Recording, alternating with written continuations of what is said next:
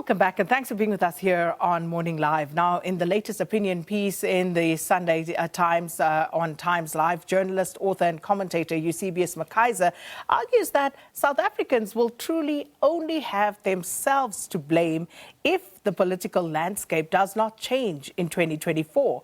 This amid what he calls the fundamental reality that the country is in the worst economic and democratic shape that it has been since 1994.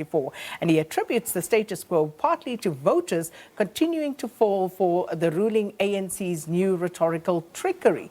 Well, to help us unpack and understand what some of this trickery might be and his views on these and other developments in the country, we are joined now by Eusebius McKaiser, and he is, of course, analyst and contributor at Times Live. Eusebius, thanks so much. Good to have you with us. It's good to be physically back in studio and not speaking to you via Zoom. This is so true. But we have a lot to talk about because there is so much going on. You know, I read your article, and then last week was all of the drama in Tshwane, in the city of Joburg, and, of course, a lot of talk around what's going to happen in 2024. And there seems to be broad consensus that there will be coalition governments, more broadly speaking, and even possibly at national level. But if we look at what's happening in the metros that are governed by coalitions, what's your take in relation to some of the predictions or what you outline in your article as what we could fall prey to in 2024? So there are two, I guess there are two different paths we can go with the conversation. The first is just to state, which is easy to state crisply, what the main thing is that I wanted to say in the article, that the ANC is well aware, Sakina, that it is realistically possible now that it will dip beneath 50% in 2024. That's a massive psycho-political barrier for the ANC to cross, because it means that they are no longer invincible. And in order to sustain the romance of being the governing party with 50+1 votes, it is now engaging in all sorts of tactics electorally to try and guarantee 50+1. And I was just making the point, which we'll come back to later, that one of the tricks that the public must not fall for is the ANC avoiding being put on trial for its record and using language and rhetoric that is a distraction, such as putting Zimbabweans on trial as a way of deflecting attention away from its record. To your point, I think it's going to be a hot mess whatever happens, because we will have coalitions. And what we have learned in the last couple of years is that coalition politics in South Africa is all about horse trading for positions. It's all about gigantic egos. It's not about principle. And the last thing on the mind of the coalition partners are the residents of the individual citizens at municipal level. I think the same will happen provincially and possibly nationally as well. So let's talk about what you really go for in your article and name the ANC's trickery in terms of how they will exactly try to hold on to power in 2024. So let's start with the Zimbabwe question. You speak about Dr. Poppy Ramathuba and what happened and all of that. So how exactly is the ANC using that particular aspect of what's playing out in society at the moment? It's an incredibly important and serious issue for voters to think about critically. We know that we are in an economic situation that is dire. Unemployment in this country is horrid. We are probably the most unequal society on earth. And that's not even to talk about low levels of growth and high levels of poverty in the country. So obviously you have citizens, millions of black poor citizens in particular, that are legitimately angry and desperate at not having a stake in our democracy. The question is, who's responsible for that? And what the ANC is doing, and the Health MEC in Limpopo is an excellent example, is to say, no, it's got nothing to do with us. The major explanation for why the system is not working is that we have foreign nationals that are jumping the borders, and they put unexpected strain on our systems which we didn't budget for. Actually, the MEC is lying. The real reason why the system is broken is not because individual Zimbabweans are putting so much pressure on it that systemically we are worse off. The truth of the matter is that you have billions that are spent on medical legal expenses as a result of the way in which the mismanagement results in people getting babies born with cerebral palsy, for example, and then you have legal cases on your hand. You've got staff vacancies in Limpopo, 50% and upwards in certain critical areas, such as paramedics. It's as high as 70%, for example. And you've got irregular spending that goes into the billions. In other words, poor ANC-led management within the state, Sakina, explains the bulk of the reasons for why we've got problems in Limpopo, the Eastern Cape, and elsewhere. And what the ANC is doing, which you've also seen, for example, in other parts of the world, and I'll give this example in a second, is to say, we sort of acknowledge that we need to renew ourselves organizationally and we can do better in the state, but the Zimbabweans are the problem. And that's, of course, the best way to lie. The best way to lie is to concede a little bit of a truth, nyana, and then to give the big lie. You know, Donald Trump did that in America. But South Africans mustn't fall for that. The small truth is foreign nationals are putting some pressure on the system, but the bigger truth is that the ANC's useless governance is the most important explanation. We've seen this trick being used in Western Europe by right-wing politicians who put, for example, North Africans on trial by saying France would be an amazing place to live in if only those people from Algeria were to go back. We've seen it in the USA. Last night I was thinking of our discussion as I was reading about Richard Nixon, of all people. If you have a campaign slogan that says the war on drugs is important to try and reclaim communities, it sounds innocent and something you want to buy into.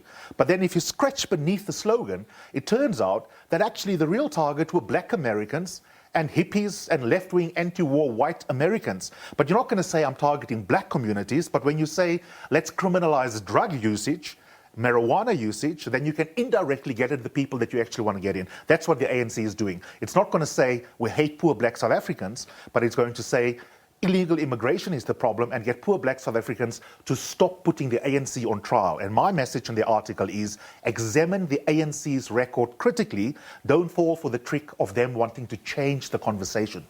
So, to that point, I couldn't help but think about the agency of South Africans, because have we outsourced our thinking to a level where we refuse to engage critically with what is happening, what is unfolding right before our eyes? It is the very same ANC when the problems started brewing and really started showing green shoots of bigger issues that will emerge, that said we should engage in quiet diplomacy in Zimbabwe. And when you look at where Poppy Ramathuba comes from, she's a deployee of the same African National Congress. So what is it about us then, as the electorate, that refuses to see, or are we being hoodwinked so well that we are incapable of thinking past what we are told? That's a very awkward question, because you know that I lash out at the opposition for sometimes being condescending towards South African voters, poor black voters in particular, which is why the first words in that article is, at the risk of sounding like a tone-deaf opposition political party. Because I do not believe that the average voter is a dumb schmuck and can easily be hoodwinked, the way in which the DA often thinks it's the irrationality of poor black South Africans that result in them not seeing the light and voting for the opposition. But I think the truth of the matter is that when you are this frustrated, if you're living in Alex, in Yeoville, in Hillbrow, Sakina, you are competing for scarce resources, for jobs, for example, in the service industry like a waiter, and your experience on a daily basis subjectively is that if you go to Tasha's, one of my favorite hangouts, you will find probably 70-80% of the staff are Zimbabweans. So I wouldn't say that South Africans are necessarily refusing to think critically, but that millions of people at a subjective level have got a neighbor which is experiential truth and experiential knowledge that may be from another country that has a job opportunity that they do not have. What the ANC machinery is doing, and I think this will go into higher grade gear as we get to 2024, is to tap into that discontent on the part of South Africans and to ask itself, what can we do with that in terms of political messaging? And the one thing the ANC is better at than its poor governance is the political machinery that it rolls out, as you and I both know, closer towards the elections. And Fikile Mbalula is an excellent example of that, and former Jesse Duarte, may she rest in peace. They are very good when it comes to electioneering.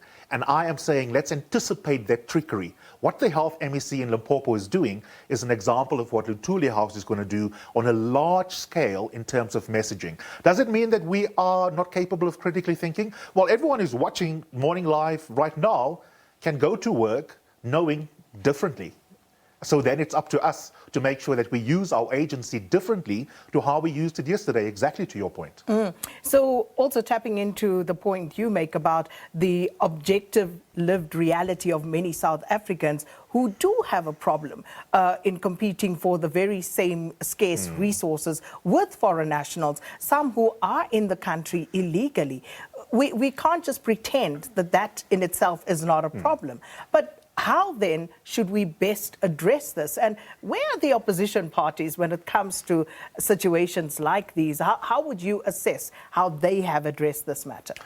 They've done poorly, and they've done poorly for a number of reasons. The first is they haven't always spoken to South Africans by empathizing with the frustration and with even bad logic on the part of many South Africans, black and white, suburbanites and those who live in the townships, who are Afrophobic or xenophobic, and to try and make sense of where you come from.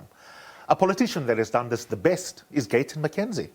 The reason why he's doing well in his small little enclave is because he's tapping into the subjective experience of people and saying to them, let me tell you what you are experiencing, let me feel with you. The DA doesn't do that very well. The EFF is inconsistent on that question. The second thing is they need to do something, and us in the media need to do it for different reasons, not because we're anti-ANC, but as a matter of good journalism. We're not very good at digging up the facts and explaining and contextualizing reality to the public.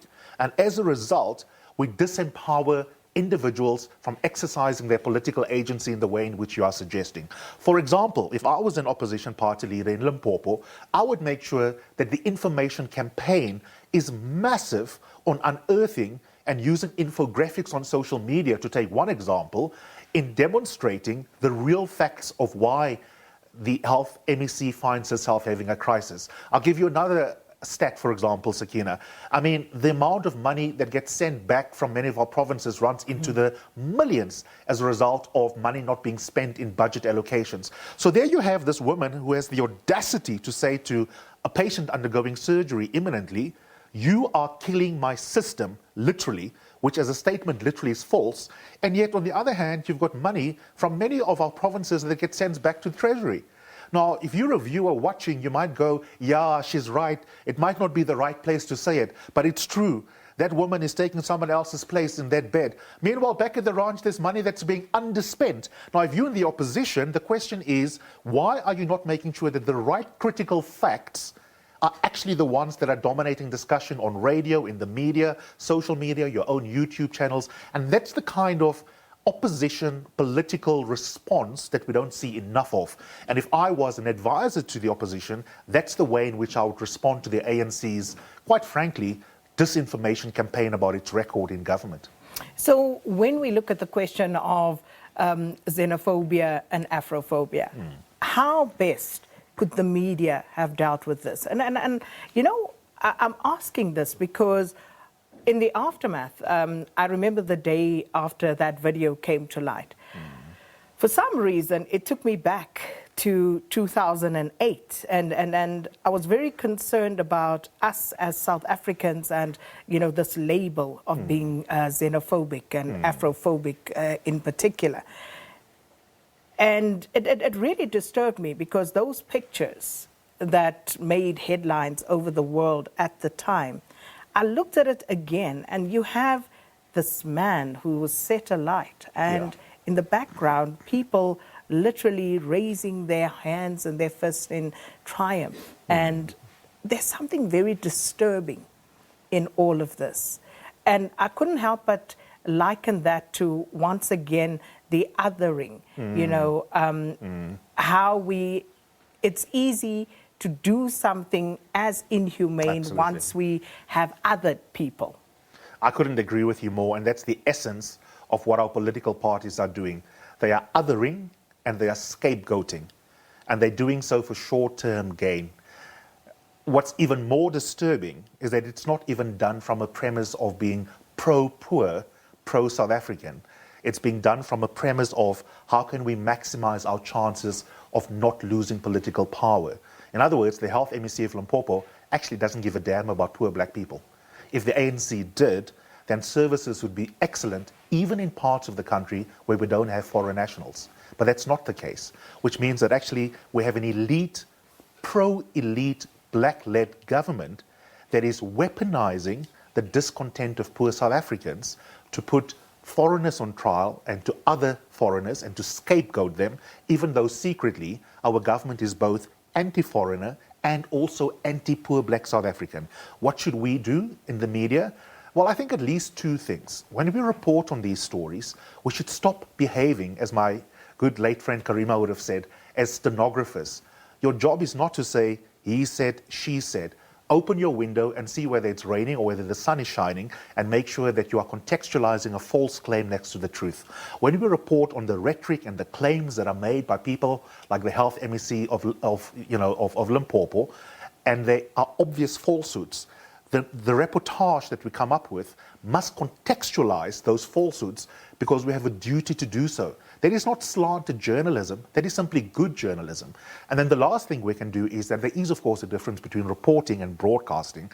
And in our space, as talk show host or even as a newscaster, I mean, you don't have to go as far as CNN and editorialize for 3 hours on Morning Live, but I think we have a duty to raise critical ethical questions about the quality of leadership in this country, but also, even if you're going to be trolled on Twitter, we might be trolled right now probably, to ask the tough questions as a matter of ethics, regardless of what the consequences might be in terms of who likes what you say and who doesn't like what you're saying, because we need to be guided by the values of the Constitution, and that should be the prism through which we tell the story of what's going on in the country, including, in my opinion, as journalists. And I don't think that that means that you are being biased as a journalist. I think that's being ethical. I think what's being far more irresponsible is a lot of stenographer-type journalism in South Africa around this matter.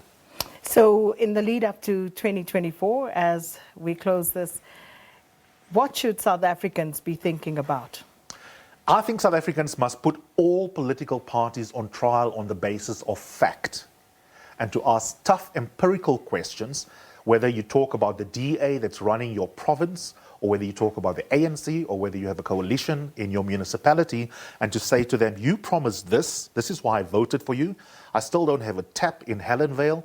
I still have Doran Gizna in Klibega, where you've got pregnant moms in the corridors that are not being attended to. What the hell? And to make sure that you set the agenda as the voter. What we currently see in South Africa is that political parties, with their misinformation campaigns, are setting the agenda rhetorically and discursively. And what we need to do is exactly what you said earlier, is to take our political agency seriously, to make sure that we build coalitions in a cross-class manner, and then to make sure that politicians serve at our behest by asking the right kind of critical questions ahead of 2024. We are not doing that sufficiently as voters. And not go to rest after casting your ballot. Absolutely.